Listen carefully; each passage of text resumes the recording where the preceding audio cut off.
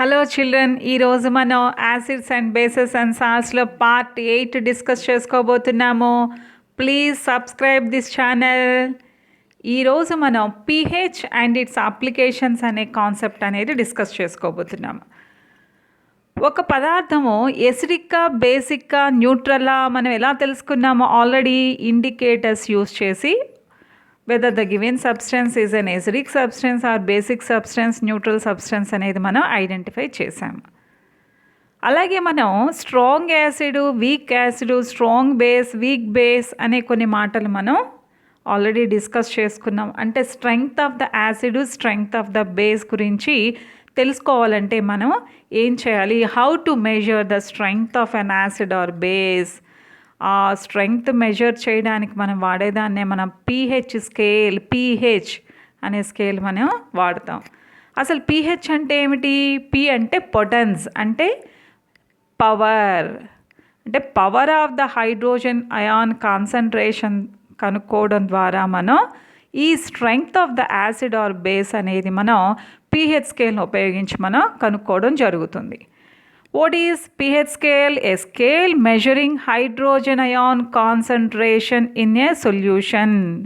That is, pH is equal to minus log H3O plus or pH is equal to minus log H plus అని కూడా అనొచ్చు.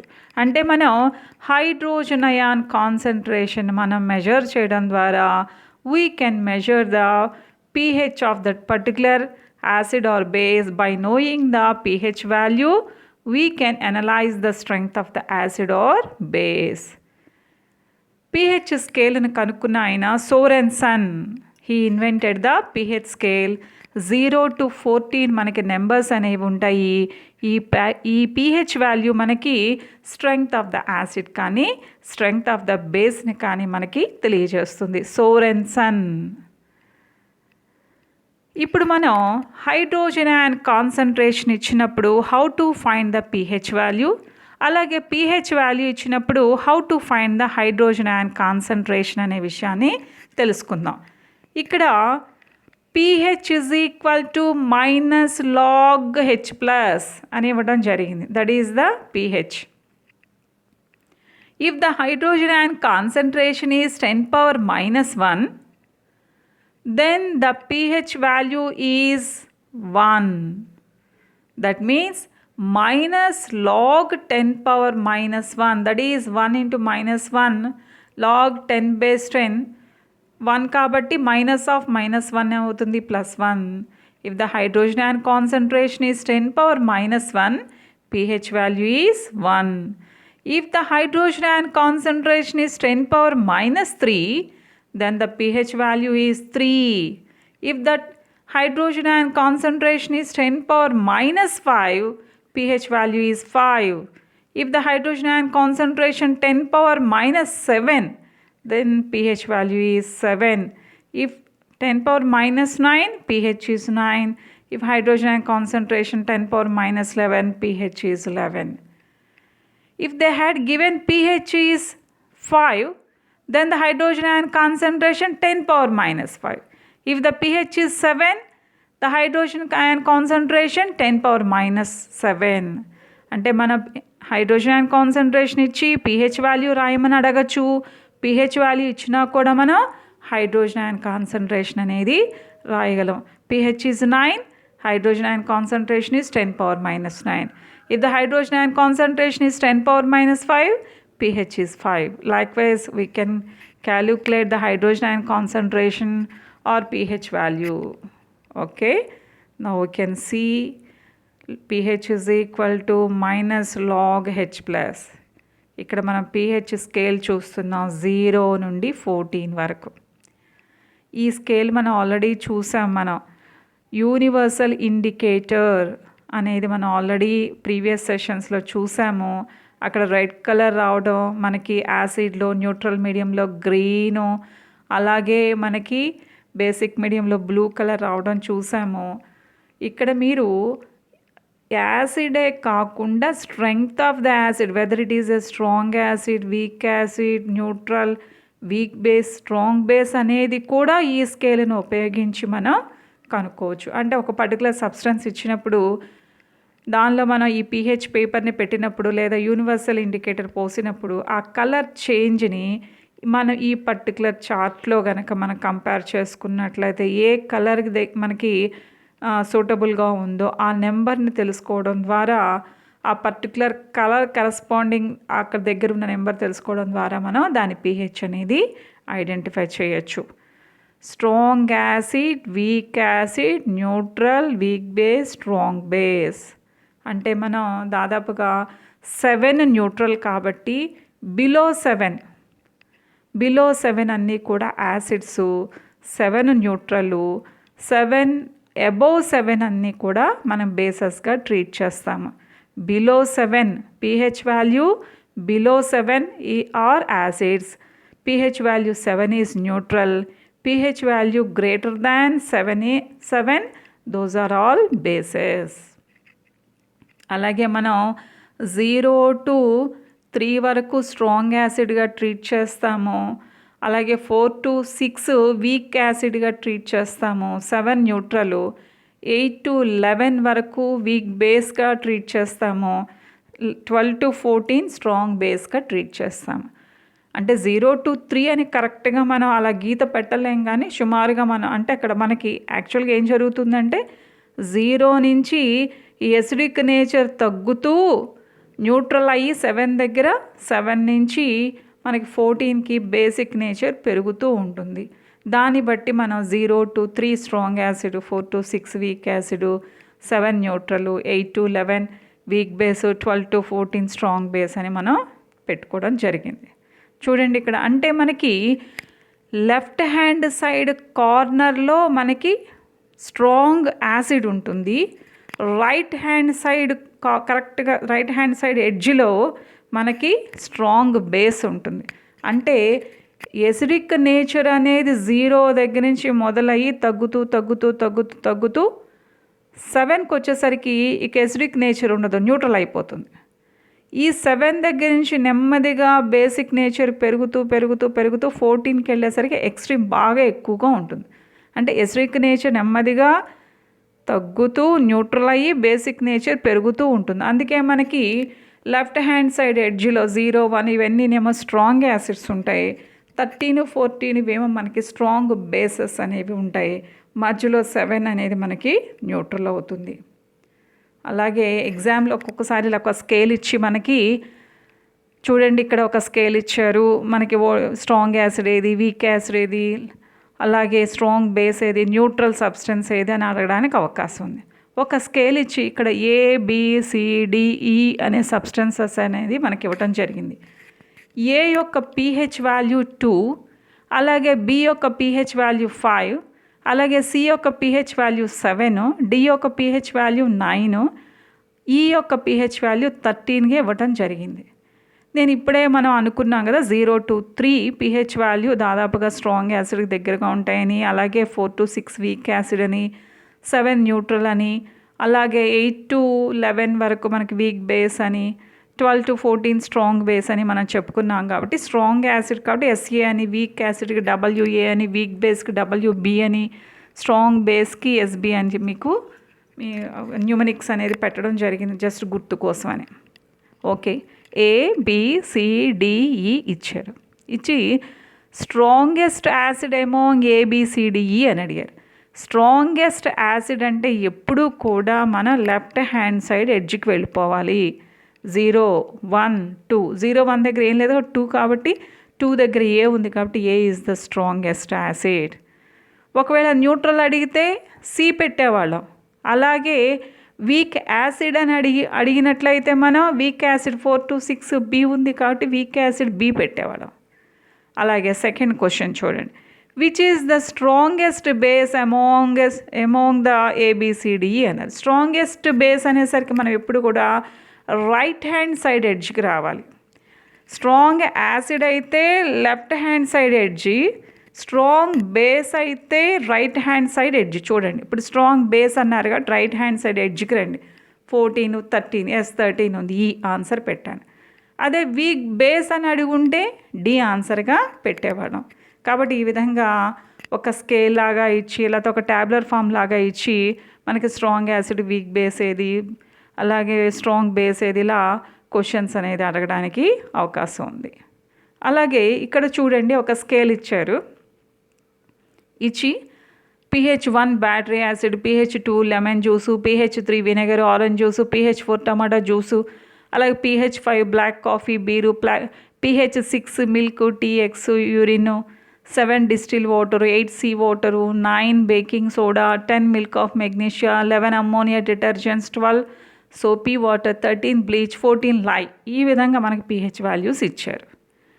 ఇచ్చి strong acid, weak acid, strong base, weak base అని ఒక tablet form ఇచ్చి వీటిని categorise చేయమని అడగచ్చు.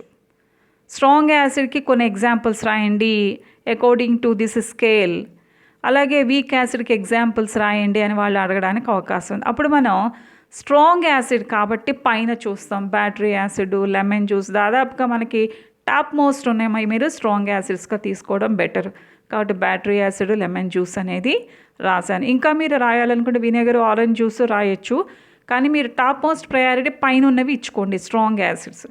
అలాగే వీక్ యాసిడ్స్ అంటే 7 పైన ఉన్నాయి, మీరు ప్రయారిటీ ఇచ్చుకోండి. ఎందుకంటే పైనుంచి కిందకు వచ్చే కొద్దీ మనకి ఎసిడిక్ నేచర్ అనేది తగ్గుతుంది కాబట్టి. అలాగే వీక్ యాసిడ్ ఏమి ఇచ్చాను నేను, 6 ఉంది కదా, మిల్క్, టీ, యూరిన్, ఇవన్నీ కూడా మనం వీక్ యాసిడ్స్ కింద రాసుకోవచ్చు. అలాగే బ్లాక్ కాఫీ, బీర్, ఇవన్నీ కూడా. న్యూట్రల్ వచ్చేసరికి డిస్టిల్ వాటర్. స్ట్రాంగ్ బేస్ అన్నారు. ఇక స్ట్రాంగ్ బేస్ అంటే మనకి 14 కిందకు వచ్చేయండి. స్ట్రాంగ్ బేస్ అంటే 13, 14 ఎక్కువగా ప్రిఫర్ చేయండి, ఎందుకంటే పైనుంచి కిందకు వచ్చేసరికి మనకి స్ట్రెంగ్త్ ఆఫ్ ద బేస్ పెరుగుతూ కిందకు వచ్చేసరికి మ్యాక్సిమం మనకి strength of the strong bases అనేవి ఉంటాయి. కాబట్టి బ్లీచ్, లై అనేది రాయటం జరిగింది. మీరు రాయాలంటే సోపీ వాటర్ కూడా రాసుకోవచ్చు. అలాగే వీక్ బేస్కి వచ్చేసరికి మనకి 7 above 7 sea water, baking soda, milk of magnesia, ఇవన్నీ కూడా మీరు రాసుకోవచ్చు. ఇవన్నీ వీక్ బేసెస్ కింద రాసుకోవచ్చు. అంటే 7 below are acids, 7 is neutral, pH value above 7 are bases. అలాగే స్ట్రాంగ్ యాసిడ్ అన్నప్పుడు మనం టాప్ మోస్ట్ చూసుకున్నాం, స్ట్రాంగ్ బేసెస్ అంటే కింద ఎడ్జ్కి వచ్చాం, మధ్యలో న్యూట్రల్. ఈ 7 పైన ఉన్నవన్నీ కూడా వీక్ యాసిడ్స్, 7 బిలో ఉన్నవి మనకి వీక్ బేసెస్, అప్ టు 11 వరకు కూడా మనం చూసాం. ఈ విధంగా according to the pH value we have to categorize the substances which they had given into strong acids, weak acids, strong bases, weak bases. అలాగే text బుక్లో మీకు ఈ స్కేల్ ఇవ్వడం జరిగింది, మీకు పేజ్ నెంబర్ 33లో మీకు ఇవ్వడం జరిగింది. ఇక్కడ మీరు చూడండి, pH value 0 battery acid, 1 gastric fluid, అలాగే 2.2 లెమన్ జ్యూస్. ఈ విధంగా మనకి డిఫరెంట్ సబ్స్టెన్సెస్ అనేవి ఇవ్వడం జరిగింది. అలాగే 7కి వచ్చేసరికి మనకి ఫ్రెష్లీ డిస్టిల్డ్ వాటర్ ఉంది. జస్ట్ అబౌవ్ 7 కరెక్ట్గా 6.8 దగ్గర మనకి మిల్క్ అనేది ఉండడం జరిగింది. బిలో 7 మనకి I think greater than pH value greater than 7 మనకి సీ వాటర్, ఇవన్నీ కూడా ఇవ్వడం జరిగింది. Baking soda, house hold ammonia, bleach, house hold lye, ఇవన్నీ ఇవ్వడం జరిగింది. క్వశ్చన్స్ ఏం అడిగారో చూద్దాం. What is the nature of the blood? Blood ఎక్కడుంది చూడండి. బ్లడ్ కరెక్ట్గా 7 మనకి గ్రేటర్ దాన్ 7 ఉంది. గ్రేటర్ దాన్ 7 ఉంది కాబట్టి basic nature. Which of the substances in the scale are used as antacids? ఇక్కడ మీరు ఎప్పుడు కూడా యాంటాసిడ్స్లో వాడేది మనం ఎక్కువగా milk of magnesia, magnesium hydroxide. ఈ విషయాన్ని బాగా గుర్తుపెట్టుకోవాలి. This is a very important bit also. Which substance is neutral from above scale? Neutral అనగానే 7 దగ్గరికి వెళ్ళిపోండి. 7 దగ్గర ఏముంది? ఫ్రెష్లీ డిస్టిల్ వాటర్, కాబట్టి అది ఆన్సర్గా రాయాలి. Which substance acts as strong base? Strong base అనగానే కిందకి 14 దగ్గరికి వెళ్ళిపోవాలి. ఏముంది అక్కడ? Household bleach or household lye, ఇవన్నీ ఉన్నాయి కాబట్టి వాటిని ఆన్సర్స్గా రాయండి. Which substance acts as strong acids? Strong acids అనగానే 0, 1 మనకి టాప్ మోస్ట్కి వెళ్ళిపోవాలి. బ్యాటరీ యాసిడ్, గ్యాస్ట్రిక్ ఫ్లూయిడ్ ఇవన్నీ కూడా మనకి స్ట్రాంగ్ యాసిడ్స్గా వర్క్ చేస్తాయి. అలాగే what is the pH range of bases? Above 7 to 14. అలాగే what is the pH range of acids అని అడిగినట్లయితే 0 to బిలో 7 అని చెప్పి మీరు రాయాలి. 7 ఈజ్ న్యూట్రల్. ఈ విధంగా డిఫరెంట్ సబ్స్టెన్సెస్ ఇచ్చి వాటి మీద మిమ్మల్ని క్వశ్చన్స్ అనేవి అడగడానికి అవకాశం ఉంది. ఇప్పుడు న్యూట్రలైజేషన్ అనే కాన్సెప్ట్ ఆల్రెడీ డిస్కస్ చేసాము, ఒకసారి చూద్దాం. What is neutralization? Acid plus base gives rise to salt plus water. ఇక్కడ మనం యాసిడ్ బేస్తో కలిస్తే సాల్ట్ ప్లస్ వాటర్ అంటే అక్కడ న్యూట్రలైజేషన్ జరిగిపోతుంది. అంటే మనకి దాదాపుగా న్యూట్రల్ మీడియం అనేది ఫామ్ అవుతుంది. అంటే యాసిడ్ని బేస్లో పోసినా, బేస్ని యాసిడ్లో పోసినా మనకి న్యూట్రలైజేషన్ అనేది జరుగుతుంది. ఇక్కడ HCl NaOH మనకి న్యూట్రలైజేషన్ జరిగి NaClH2 అనేది ఫామ్ అయ్యాయి. This is an exothermic reaction, already మనం చదువుకున్నాం. అంటే ఎక్కడైతే యాసిడ్ ఉందో ఆ యాసిడ్లో మనం బేస్ని పోసినట్లయితే న్యూట్రలైజేషన్ జరుగుతుంది అనే విషయం మనం ఒకసారి రికాల్ చేసుకుందాం.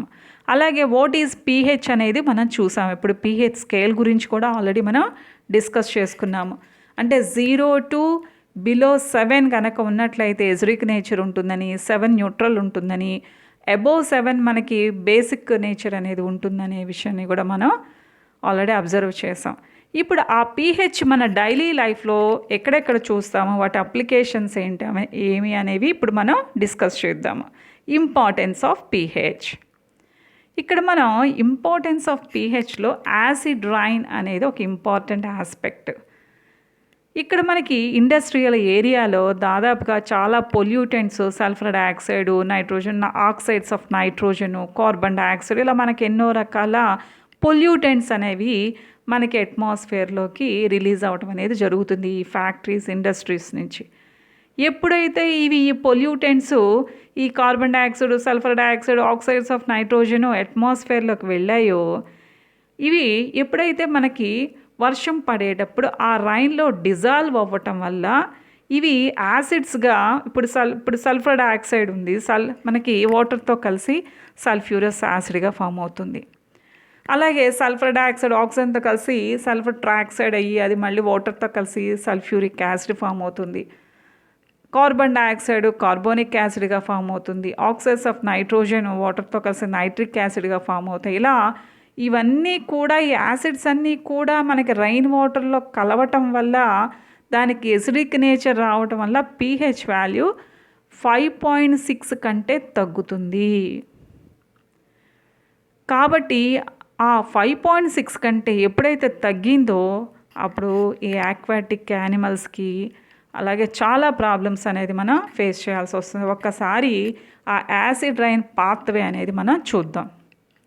ఇక్కడ చూడండి, నెంబర్ 1 ఫ్యాక్టరీస్ నుంచి ఈ sulphur dioxide, oxides of nitrogen, carbon dioxide release అయ్యాయి.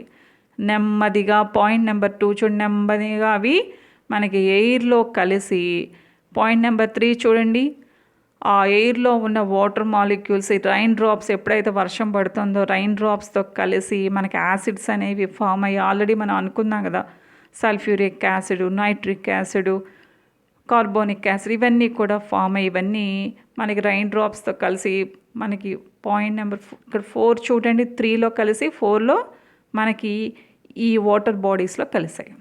ఎప్పుడైతే ఈ యాసిడ్స్ అన్నీ రెయిన్ వాటర్లో కలిసాయో pH వాల్యూ 5.6 కంటే తగ్గుతుంది. దాన్ని మనం యాసిడ్ రైన్ అంటాం.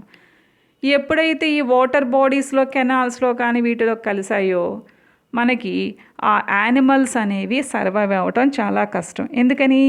యానిమల్స్ యొక్క pH రేంజ్ 6.5 to 8.5 మాత్రమే ఉంటుంది.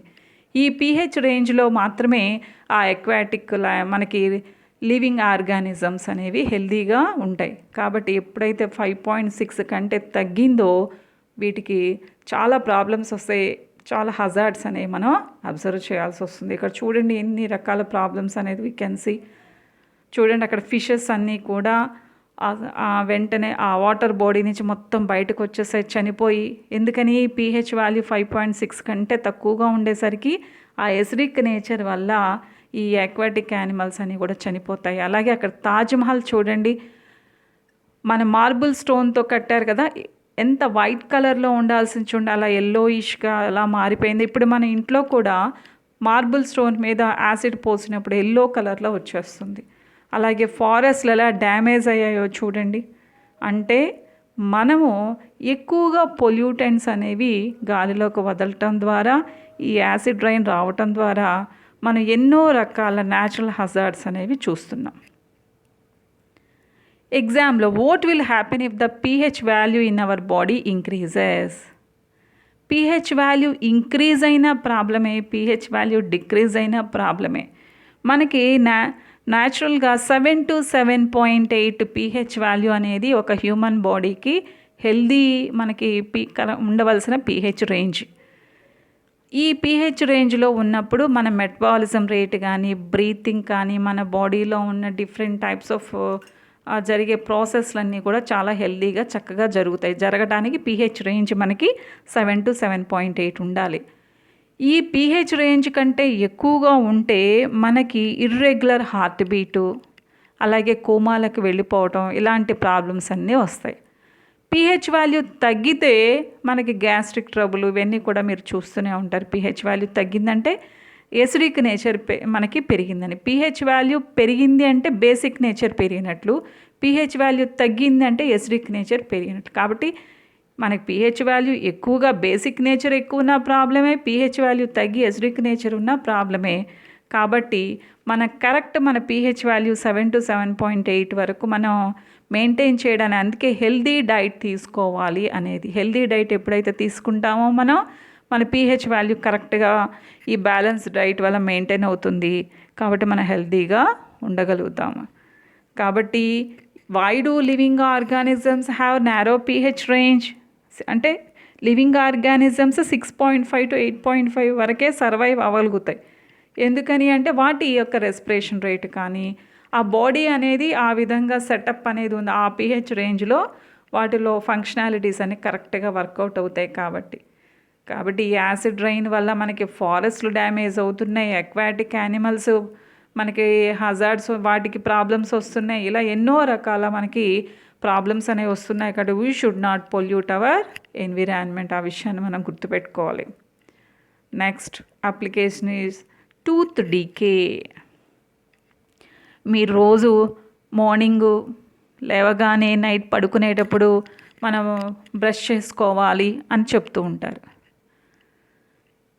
ఎందుకని అలా బ్రష్ చేసుకోవాలి అంటే, ఒకవేళ మనం సరిగ్గా బ్రష్ చేసుకోకపోయినట్లయితే ఆ ఫుడ్ పార్టికల్స్ మన నోటిలో ఉండి అవి అక్కడ మనకి ఒక బ్యాక్టీరియా అనేది మనకి ప్రొడ్యూస్ అయ్యి ఏమవుతుందంటే, ఆ బ్యాక్టీరియా ఏం చేస్తుందంటే మన ఫుడ్లో ఉన్న షుగర్ పార్టికల్స్ని డిగ్రేడ్ చేసి నెమ్మదిగా వాటిని యాసిడ్స్ కింద కన్వర్ట్ చేస్తుంది.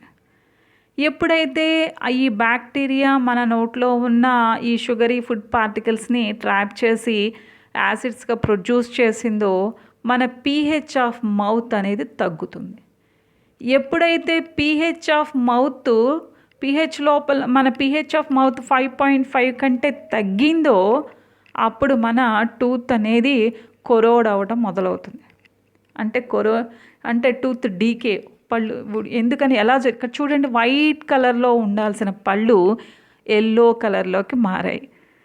ఇక్కడ ఒక్కోసారి మనకి అడ్వర్టైజ్మెంట్స్లో కూడా చూస్తూ ఉంటాం, జివ్వు మని లాగినట్లుంది అని, ఇలా మనకు రకరకాల అడ్వర్టైజ్మెంట్స్ చూస్తుంటాం. కారణం ఏమిటంటే, ఎప్పుడైతే pH వాల్యూ 5.5 కంటే కూడా తగ్గిందో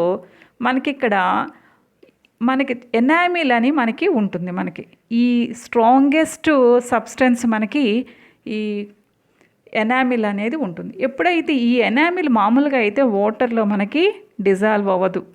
ఎప్పుడైతే ఈ 5.5 కంటే తగ్గిందో అప్పుడు ఈ కాల్షియం ఫాస్ఫేట్ ఎనామిల్ ఉంటుంది కదా, హార్డెస్ట్ సబ్స్టెన్స్ మన బాడీలో కాల్షియం ఫాస్ఫేట్.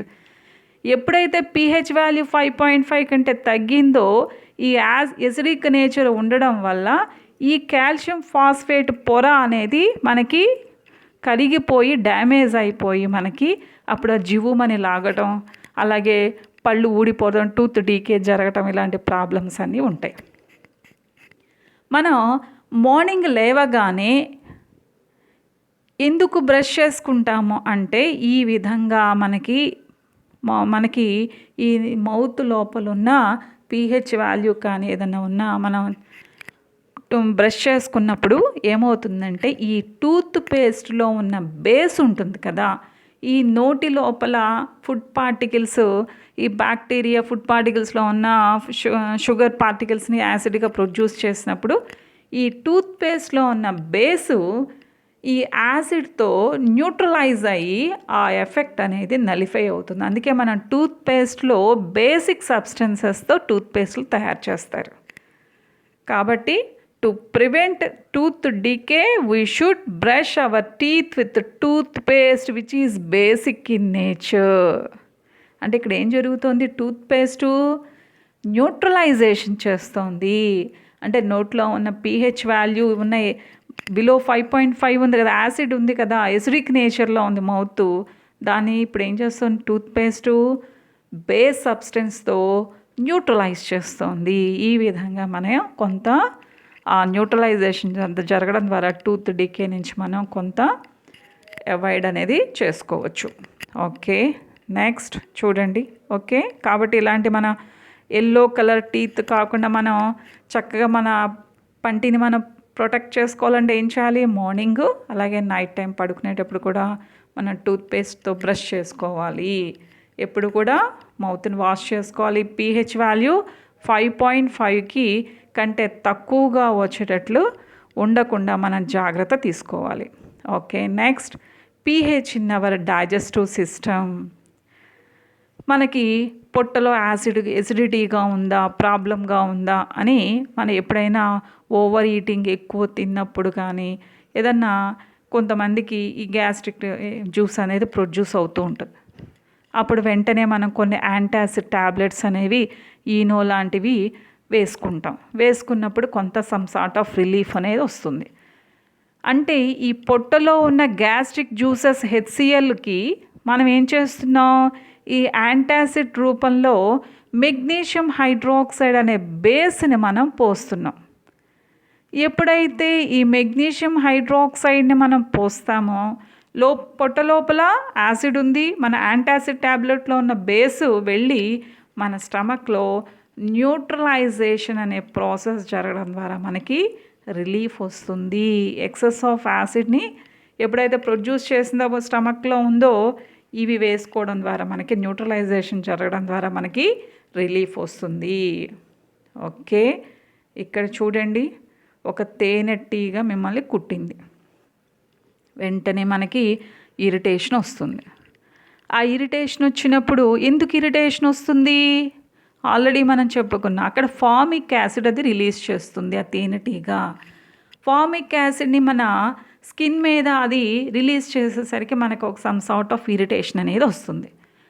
ఎప్పుడైతే మన మైల్డ్ బేకింగ్ సోడా లాంటిది తీసుకొచ్చి మనం ఆ ఎఫెక్టెడ్ ఏరియా మీద పూసినప్పుడు మనకి రిలీఫ్ అనేది కలుగుతుంది. అంటే ఇక్కడ ఈ తేనెటీగ రిలీజ్ చేసిన ఫార్మిక్ యాసిడ్కి ఈ బేకింగ్ సోడా బేస్ని కలపడం ద్వారా న్యూట్రలైజేషన్ చేయడం ద్వారా రిలీఫ్ అనేది మనకి వస్తుంది. అలాగే ఇంకొక ఎగ్జాంపుల్ చూపించాను చూడండి, నెటల్ ప్లాంట్.